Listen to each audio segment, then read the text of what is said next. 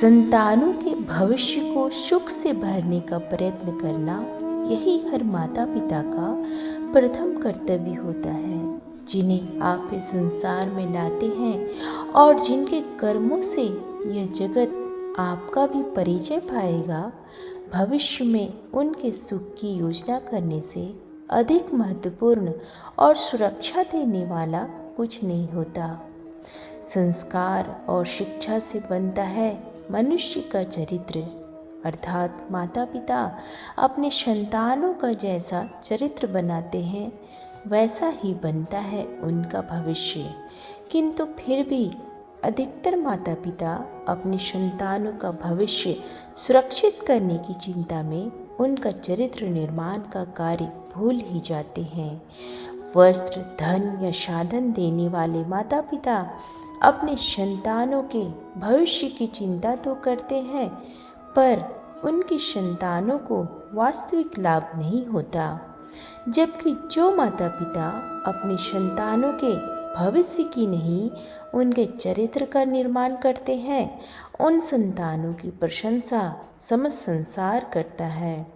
स्वयं विचार कीजिए, निर्णय अपना प्रभाव छोड़ जाता है। निर्णय भविष्य में सुख अथवा दुख निर्मित करते हैं, न केवल अपने लिए, अपने परिवार के लिए, आने वाली पीढ़ियों के लिए भी। जब कोई दुविधा सामने आती है तो मन व्याकुल हो जाता है और मन मानो युद्ध भूमि बन जाता है। अधिकतर निर्णय हम दुविधा का उपाय करने के लिए, केवल मन को शांत करने के लिए लेते हैं। वास्तव में मन शांत से जब कोई निर्णय करता है तो अपने लिए सुखद भविष्य बनाता है, किंतु अपने मन को शांत करने के लिए जब कोई निर्णय करता है तो वह व्यक्ति भविष्य में अपने लिए कांटों भरा वृक्ष लगाता है। स्वयं विचार कीजिएगा, ऐसा प्रसंग अवश्य आता है कि सत्य कहने का निश्चय होता है हृदय में, किंतु मुख से सत्य निकाल नहीं पाते। कोई भय मन को घेर लेता है। किसी घटना अथवा प्रसंग के बारे में बात करना या फिर स्वयं से कोई भूल हो जाए उसके बारे में कुछ बोलना, क्या यह कठिन नहीं लगता? अर्थात जैसा हुआ था वैसा केवल बोल देना सामान्य सी बात है, किंतु कभी कभी बहुत कठिन प्रतीत होता है। वास्तव में सत्य कुछ और नहीं, केवल निर्भयता का दूसरा नाम है, और निर्भय होने का कोई समय नहीं होता, क्योंकि निर्भयता आत्मा का स्वभाव है। अर्थात क्या प्रत्येक क्षण सत्य बोलने का क्षण नहीं होता? स्वयं विचार कीजिएगा। किंतु समय का स्वामी कौन है? ना तो हम समय के स्वामी हैं, ना हमारे शत्रु या प्रतिस्पर्धी। समय तो केवल ईश्वर के अधीन चलता है। तो क्या यदि कोई आपको हानि पहुंचाने के लिए योजना बनाता है, वह वास्तव में आपको हानि पहुंचा सकता है? नहीं, किंतु भय से भरा हुआ हृदय हमें अधिक हानि पहुंचाता है। क्या यह सत्य नहीं? विपत्ति में योग्य निर्णय करने वाला व्यक्ति विपत्ति को भी सरलता से पार कर जाता है। इच्छा, आशा, अपेक्षा, आकांक्षा, यही सब मानव समाज के चालक हैं। यदि कोई आपसे पूछे, विचार कीजिएगा, कैसे जब इच्छाएं अपूर्ण रहती है और टूटती हैं, तब वहीं से ज्ञान की किरण प्रवेश करती है। मनुष्य का प्रकाशन इच्छाओं से, गर्व से नहीं, बल्कि उनके टूटने से होता है। इच्छाओं के गर्व से उदित होने वाला ज्ञान टूट जाता है और मनुष्य अपने आघात को ही अपने जीवन का केंद्र मान लेता है। पर क्या मनुष्य भविष्य की योजनाओं के आधार पर निर्मित होता है? जिस प्रकार किसी ऊंचे पर्वत पर सर्वप्रथम चढ़ने वाला उसे पर्वत की तलहटी में बैठाकर जो योजना बनाता है, क्या वही योजना अंत तक चलती है? नहीं, वास्तव में वह जैसे जैसे ऊपर चढ़ता है वैसे वैसे उसे नई नई चुनौतियाँ, नए नए मार्ग मिलते हैं। प्रत्येक पड़ाव पर वह अपने अगले कदम का निर्णय करता है। प्रत्येक कदम पर उसे अपनी योजनाओं को बदलना पड़ता है। वह पर्वत को अपने अनुसार नहीं बना सकता, केवल स्वयं को पर्वत के योग्य बना सकता है। क्या जीवन के साथ भी ऐसा नहीं होता? जब मनुष्य जीवन में किसी एक चुनौती, एक अवरोध को अपने जीवन का केंद्र मान लेता है, अपने जीवन की गति को ही रोक देता है, मौन होकर बैठा रहता है और जीवन बीत जाता है। यदि हम जीवन के हर पल का स्वागत कर सके तो क्या भविष्य का जीवन आनंद से नहीं भर जाएगा? स्वयं विचार कीजिएगा। माता पिता अपनी संतानों को देना तो चाहते हैं समस्त विश्व का सुख, वे अपनी पीड़ाओं की संपत्ति देना नहीं चाहते। अमृत देना चाहते हैं पर साथ ही साथ वे अपने भय का घड़ा भी भर देते हैं। आप विचार कीजिएगा, आपने अपने संतानों को क्या दिया? आज अवश्य विचार करें। क्या साथ ही साथ आपने उनके मन को भी भय से भर दिया? संघर्ष क्या है? वे पूर्वाग्रहों से निर्मित होते हैं। हत्या, मृत्यु, रक्तपात ये पूर्वाग्रहों से ही जन्म लेते हैं। अर्थात माता पिता अपने संतानों को जन्म के साथ मृत्यु का ज्ञान भी देते हैं। प्रेम के प्रकाश के साथ साथ घृणा का अंधकार भी देते हैं, और अंधकार मन का हो या हृदय का, उससे केवल भय प्राप्त होता है, केवल भय। स्वयं विचार कीजिएगा। जगत में प्रत्येक व्यक्ति को किसी न किसी प्रकार की निर्बलता अवश्य होती है।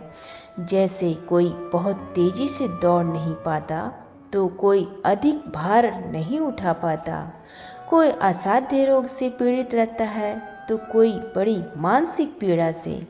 क्या किसी ऐसे व्यक्ति को जानते हैं जिसे सब कुछ प्राप्त हो, फिर भी हम जीवन की उसी एक निर्बलता को जीवन का केंद्र मानकर जीते हैं। इस कारण हृदय में दुख और असंतोष रहता है।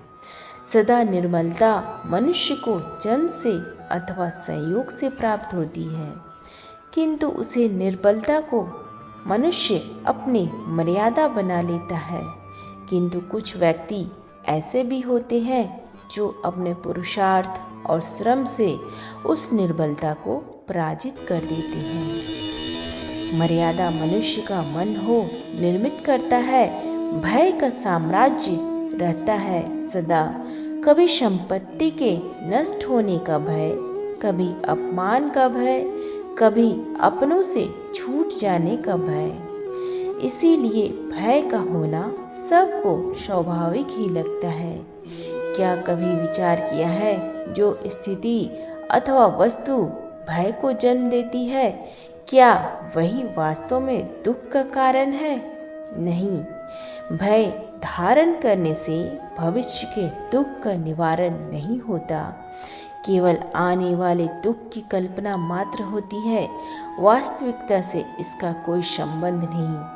भय कुछ और नहीं, केवल कल्पना मात्र ही है।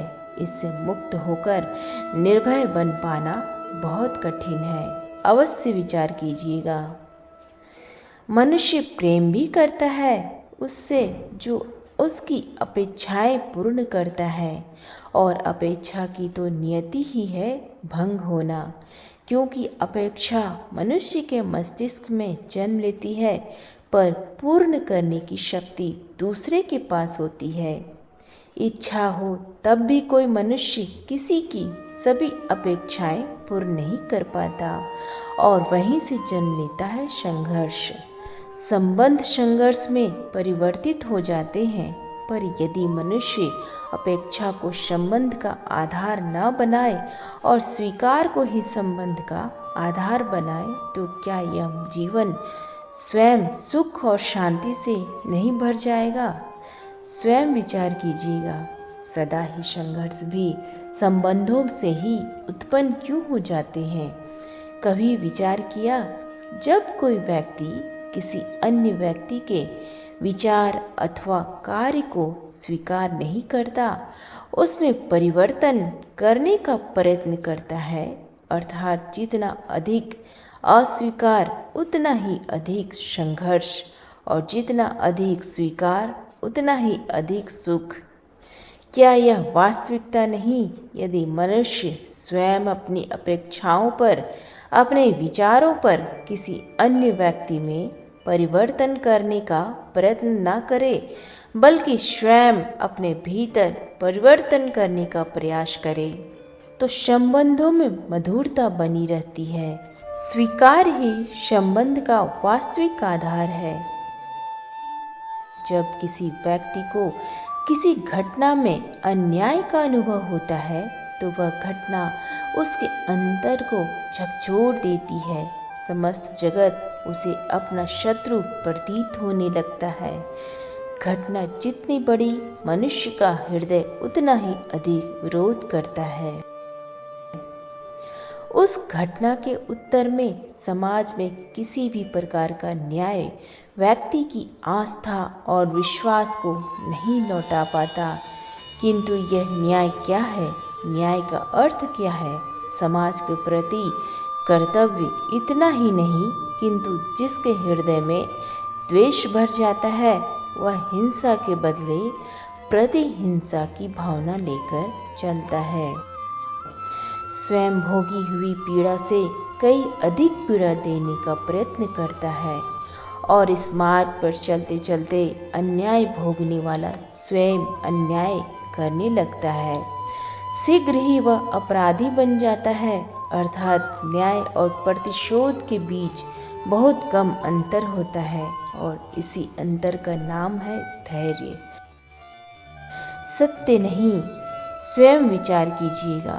दिमाग के द्वारा हम दूसरे व्यक्ति को नियंत्रित करने की अनुमति नहीं देते, अर्थात किसी की स्वतंत्रता का अस्वीकार करते हैं तो उसका हृदय दुख से भर जाता है, और जब वह सीमाओं को तोड़ता है तो हमारा हृदय रोष से भर जाता है।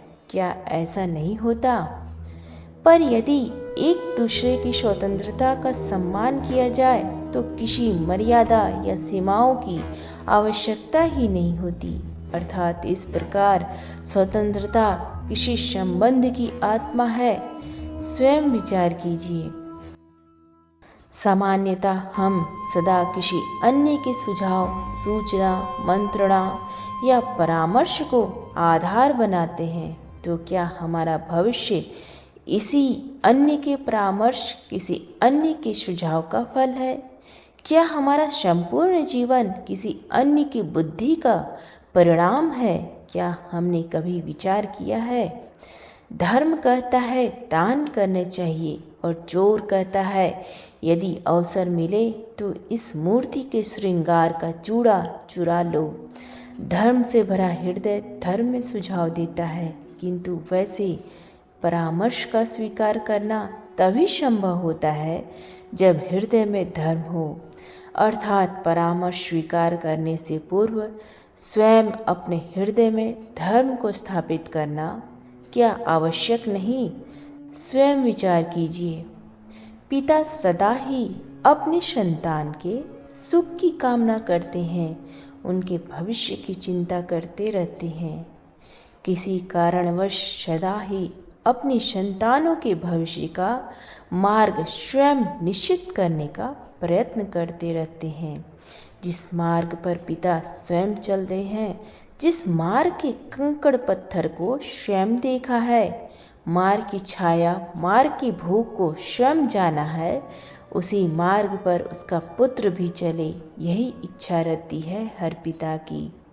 किंतु 3 प्रश्नों पर विचार करना हम भूल ही जाते हैं। कौन से 3 प्रश्न? प्रथम प्रश्न, क्या समय के साथ प्रत्येक मार्ग बदल नहीं जाते? क्या समय सदा ही नई चुनौतियां लेकर नहीं आता? तो फिर बीते हुए समय के अनुभव नई पीढ़ी को किस प्रकार लाभ दे सकते हैं। दूसरा प्रश्न, क्या प्रत्येक संतान अपने माता पिता की छवि होती है? संतानों को संस्कार तो अवश्य माता पिता से प्राप्त होते हैं, किंतु उनकी प्रकृति, उनकी क्षमता, उनका स्वभाव भिन्न हो सकता है। तीसरा प्रश्न, क्या जिस मार्ग पर पिता को सफलता मिली वही मार्ग संतान के लिए भी उपयुक्त होता है? स्वयं विचार कीजिए। जो व्यक्ति किसी को अपना अपराधी समझता है उसे दंड देने का प्रयत्न करता है, पर क्या हमारी इच्छा या आशा का भंग होना सदा ही किसी का अपराध होता है? इच्छाओं के अपूर्ण रहने के कई कारण हो सकते हैं। कुछ तो संयोग के कारण अधूरी रह जाती हैं और कुछ नियति के कारण। कभी कभी इच्छाओं का स्वरूप ही ऐसा होता है कि वे पूर्ण नहीं हो पाती। बिना परिस्थिति पर विचार किए किसी को अपराधी मान लेना न्याय नहीं, प्रतिशोध है। न्याय का आधार दया और करुणा है और प्रतिशोध का आधार क्रोध। इस विषय में विचार करना आवश्यक है। स्वयं विचार कीजिए। हम कहते हैं परंपरा ही धर्म को संभालने का कार्य करती है, यह सत्य है, पर क्या केवल परंपरा ही धर्म है? विचार कीजिए। सत्य तो यह है कि जिस प्रकार पाषाण में शिल्प होता है उसी प्रकार परंपरा में धर्म होता है। पत्थर में शिल्प स्वयं दिखाई नहीं देता, उसे तराशना पड़ता है, अनावश्यक भागों को हटाना पड़ता है, परंपराओं में से धर्म को ढूंढना पड़ता है। जिस प्रकार इंद्र पूजा की परंपरा को तोड़कर गोवर्धन पूजा का धर्म खोजा गया, तभी यदुवंशियों को मुक्ति का मार्ग मिला, अर्थात परंपरा को पूर्णता छोड़ देने वाला धर्म से वंचित रह जाता है और अंधानुकरण करने वाला भी धर्म को प्राप्त नहीं कर पाता। कहते हैं हंस के पास निर्क्षीर विवेक होता है, दूध में मिले पानी को छोड़कर केवल दूध ही ग्रहण करता है। तो क्या सच्चा धर्म प्राप्त करने के लिए हृदय में ज्ञान से जन्मा विवेक आवश्यक है? और ऐसे विवेक के बिना जिस धर्म मान लिया जाए वह वास्तव में धर्म ना भी हो सकता है। स्वयं विचार कीजिएगा। सत्य तो यह है कि संकट और उसका निवारण व्यक्ति के लिए भी और सृष्टि के लिए भी विकास का कारण बनते हैं। इतिहास को देखिए, तुरंत जान पाएंगे कि जब जब संकट आता है तब तक उसका निवारण करने वाली शक्ति भी जन्म लेती है। प्रत्येक व्यक्ति जब संकट से निकलता है तो एक कदम आगे बढ़ता है, आत्मविश्वास से अधिक मन भर जाता है। वास्तव में संकट का जन्म स्वयं को बदलने का, अपने विचारों को ऊंचाई पर ले जाने का अवसर होता है। जो यह कर पाता है उसके लिए कोई संकट नहीं रहता, किंतु जो यह नहीं कर पाता वही स्वयं एक संकट बन जाता है। स्वयं विचार कीजिए, अपने जीवन को देखिए। क्या आपके अधिकतर निर्णयों के पीछे भविष्य का विचार नहीं होता? पर भविष्य तो कोई नहीं जानता, केवल कल्पना ही की जाती है। तो जीवन के सारे महत्वपूर्ण निर्णय हम कल्पना के आधार पर ही करते हैं। क्या निर्णय करने का कोई तीसरा मार्ग हो सकता है? विचार कीजिए।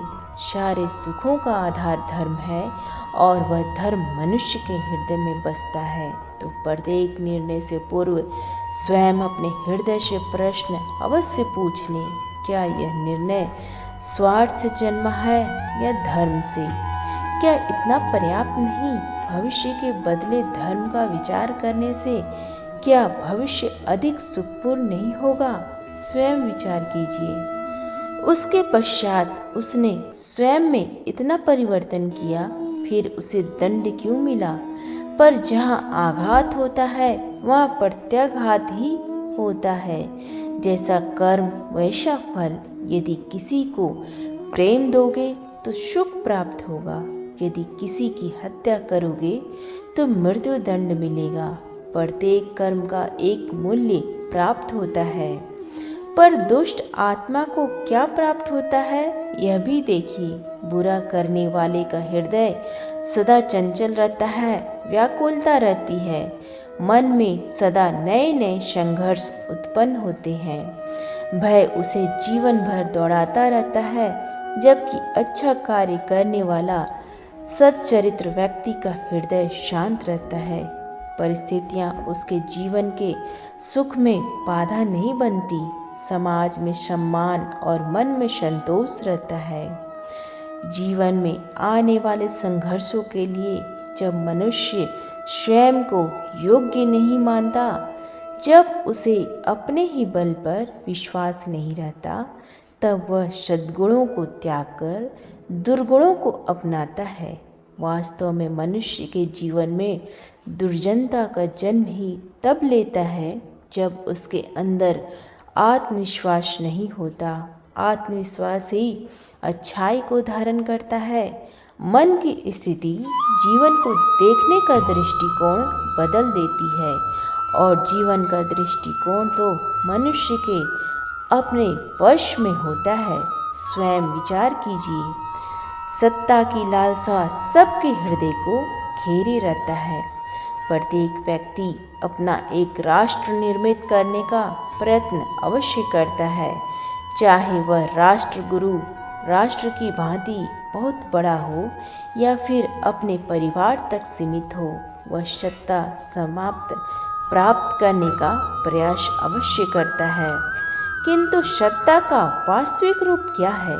एक मनुष्य जितने अधिक लोगों के जीवन को प्रभावित कर सके, जितने अधिक लोगों की स्वतंत्रता पर अंकुश रख सके, उसकी अधिक सत्ता का अनुभव करता है। अन्य के जीवन पर स्वयं का प्रभाव, किंतु क्या वास्तविक प्रभाव प्रेम, दया, करुणा और धर्म से निर्मित नहीं होता है? जब भी मनुष्य कठोरता और अधर्म से सत्ता प्राप्त करने का प्रयत्न करता है, तब वह दूसरों के हृदय में विरोध अथवा विद्रोह को जन्म देता है। परिणाम कुछ समय के लिए वह स्वयं को शक्तिशाली अवश्य पाता है, किंतु वह वास्तविक सत्ता नहीं होती। इस संसार में आने वाला प्रत्येक बालक पूर्णतः संस्कार रहित होता है। उसके अंदर पर न किसी अच्छे संस्कार के चिन्ह अंकित होते हैं, न ही पूरे संस्कार। तो यह दोनों गुण किस प्रकार प्राप्त होते हैं, क्या हमने कभी विचार किया है? जो बातें माता पिता के मुख से निरंतर सुनाई जाती है, वही बातें उनकी संतानों के हृदय के संस्कार बनती है। जैसे किसी गांव में नदी तट पर रास्ता बन जाता है, केवल उस मार्ग पर बार बार चलने के कारण, अर्थात माता पिता के हृदय की इच्छाएं उनकी संतानों के हृदय के दोष अथवा गुण बनकर जन्म लेती है। क्या यह सत्य नहीं? पर फिर भी जब उनकी संतानों में कोई दोष दिखाई देता है, तो माता पिता आश्चर्य और दुख से भर जाते हैं। माता पिता अनजाने में ही अपने संस्कारों के बीज दे देते हैं, तो जो उनकी संतानों की हृदय भूमि पर संस्कार का वृक्ष बनकर उगते हैं। अर्थात अपनी संतानों को सुसंस्कार और धर्मवान बनाने की आशा रखने वाले प्रत्येक माता पिता को प्रथम अपने हृदय की इच्छाओं पर अंकुश रखना अनिवार्य नहीं। प्रत्येक माता पिता इस पर विचार अवश्य कीजिएगा। मनुष्य का स्वभाव है कि वह स्वयं को, अपने परिवार को, अपनी संतानों को अधिकतम सुख प्राप्त हो, ऐसी इच्छा रखता है। इसी कारण से हम सदा श्रम और कष्ट से दूर रहते हैं, विश्राम और सुविधाओं को बढ़ाने का प्रयास करते हैं। स्वयं अपने जीवन का विचार कीजिए। क्या यह सत्य नहीं कि हम अपनी संतानों के लिए सदा ही विश्राम और सुविधा का आयोजन करते हैं? पर क्या कभी सोचा है केवल विश्राम से क्या लाभ प्राप्त होता है? केवल सुख और सुविधा ही जिन्हें प्राप्त हो, उनका जीवन कैसा होता है। शरीर जब श्रम करता है तो अधिक स्वस्थ बनता है। बुद्धि भी जब कठिन चुनौतियों को सामना करती है तो अधिक तेजस्वी बनती है। यह हम सबका अनुभव है, पर हम शायद यह भूल जाते हैं कि मन और आत्मा को जब कठिनाइयाँ प्राप्त होती हैं तब वे भी अधिक बलवान होती हैं। अर्थात जब भी हम अपनी संतानों को श्रम और दुख से दूर रखने का प्रयास करते हैं, न जाने कैसे कैसे विचार मन को भटकाते हैं और मन की इसी अशांत स्थिति के कारण हम ज्ञान प्राप्त नहीं कर पाते। मन की योग्य स्थिति केवल समर्पण से निर्मित होती है। समर्पण मनुष्य के अहंकार का नाश करता है, ईर्ष्या, महत्वाकांक्षा आदि भावनाओं को दूर कर हृदय को शांत करता है और मन को एकाग्र करता है। वास्तव में ईश्वर की सृष्टि में न ज्ञान की मर्यादा है न ज्ञानियों की। गुरु दत्तात्रेय ने तो प्रकृति के अनेक तत्वों में ज्ञान प्राप्त कर लिया था, अर्थात विशेष ज्ञान का हो या जीवन के साधारण ज्ञान का। उसकी प्राप्ति के लिए गुरु से अधिक महत्व हमारे गुरु के प्रति समर्पण का है। क्या यह सत्य नहीं? स्वयं विचार कीजिए। किंतु सभी शिष्य समान विद्या प्राप्त नहीं कर पाते। क्या कभी विचार किया है ऐसा क्यों होता है? विद्या प्राप्त ना कर पाने वाले शिष्य समर्पण का दिखावा तो करते हैं। गुरु के चरणों में फूल चढ़ाना अथवा गुरु का आदेश मानना मात्र से क्या समर्पण सिद्ध हो जाता है? जब गुरु के प्रति मन में कोई संशय ना रहे, गुरु के मुख से आदेश निकले, उससे पूर्व ही कार्य पूर्ण करने की तत्परता हो, वही सच्चा समर्पण है। ज्ञान का अर्थ है दूसरों से अधिक ज्ञान प्राप्त करना नहीं। मूल्य इस बात का नहीं कि स्वयं कितना ज्ञान प्राप्त किया, मूल्य इस बात का है कि प्राप्त किया हुआ ज्ञान जीवन में कितना उतारा। श्रेष्ठ बनने की इच्छा ज्ञान प्राप्ति को भी एक स्पर्धा बना देती है, और स्पर्धा में विजय अंतिम कब होती है? उत्तम का अर्थ है जितना प्राप्त करने योग्य है वह सब प्राप्त करना, किसी से अधिक पाने की इच्छा से नहीं बल्कि आत्मा की तृप्ति हेतु कुछ प्राप्त करना। उत्तम के मार्ग पर किसी अन्य से स्पर्धा नहीं होती, स्वयं अपने आप से स्पर्धा होती है। अर्थात उत्तम बनने का प्रयत्न करने वाले को देर सबेर ज्ञान प्राप्त हो ही जाती है। बिना प्रयास के ही वह श्रेष्ठ बन जाता है, किंतु जो श्रेष्ठ बनने का प्रयत्न करता है वह श्रेष्ठ बने या ना बने उत्तम कभी नहीं बन पाता। प्रार्थना का वास्तविक रूप क्या है? क्या यह हमने कभी विचार किया? प्रार्थना का अर्थ है अपनी सारी आशंकाएं, सारी चिंताएं, सारे संकल्प विकल्प, अपनी सारी योजनाएं ईश्वर के चरणों पर रख देना। अपने कर्म का फल क्या होगा इसकी चिंता ना करके धर्म के अनुरूप कर्म करना और ईश्वर की योजना को अपनी नियति मान लेना, यही प्रार्थना है। किंतु ईश्वर की योजना को समझ पाना संभव नहीं। वह योजना तो केवल हमारे कर्मों के परिणाम के रूप में ही प्रकट होती है। किंतु यदि कोई कर्मों का ही त्याग कर दे, जो प्रार्थना कर्म में बाधा बन जाए, मनुष्य को कार्य ही न करने दे, वह प्रार्थना है या पलायन? स्वयं विचार कीजिए। जो व्यक्ति अपने परिवार के साथ उचित व्यवहार करता है किंतु समाज के साथ अन्याय करता है, वह सुख और संपत्ति को ही बांट कर भोगता है, क्योंकि वह जानता है कि उसका परिवार उसके सुख का कारण है। किंतु वह समाज का शोषण करता है, क्योंकि वह समाज को अपने सुख का कारण नहीं मानता बल्कि अपने दुख का साधन मानता है। भेद है तो कारण और साधन में, किंतु मनुष्य को जब यह बोध हो जाता है कि यह सारा संसार परमात्मा का ही रूप है, प्रत्येक प्राणी परमात्मा का ही अंश है, तब परिवार और पराये का कोई भेद ही नहीं रह जाता। प्रत्येक मनुष्य के जीवन में ऐसा क्षण अवश्य आता है जब जीवन के सारे आयोजन बिखर जाते हैं। एक ओर धर्म होता है और दूसरी ओर अधर्म। यही धर्म संकट है, विचार कीजिएगा। जैसे मक्खी गुड़ की ओर खींची चली आती है, वैसे ही हम दुख की ओर खींचते चले जाते हैं।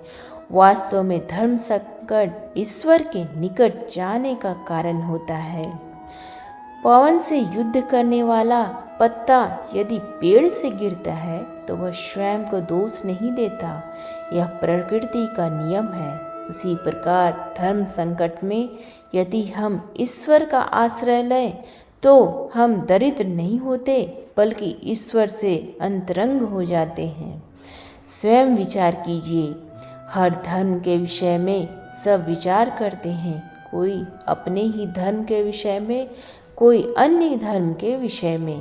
किसी के धर्म को लेकर चर्चाएं होती ही रहती हैं, किंतु वास्तव में धर्म क्या है, कोई यह समझ पाया? धर्म मनुष्य को दूसरे मनुष्य के साथ और समस्त सृष्टि के साथ प्रेम पूर्वक जीने का ज्ञान देता है। यही कारण है किसी धर्म स्थल पर मनुष्य को सदा शांति प्राप्त होती है, अर्थात धर्म मनुष्य के सारे संघर्षों का नाश करता है। पर किस प्रकार संभव है कि किसी मनुष्य को किसी अन्य के साथ कोई संघर्ष ना हो? विचार करें, जहाँ प्रेम होता है क्या वहाँ संघर्ष होता है? जब प्रेम का स्मरण हो जाता है तो सारे विवाद, सारे संघर्ष, सारे झगड़े नष्ट हो जाते हैं। केवल मनुष्य ही नहीं, पशु पक्षी, घास के तिनके के लिए भी यदि हृदय में प्रेम हो तो क्या कोई क्रोध का कारण रह जाता है? नहीं।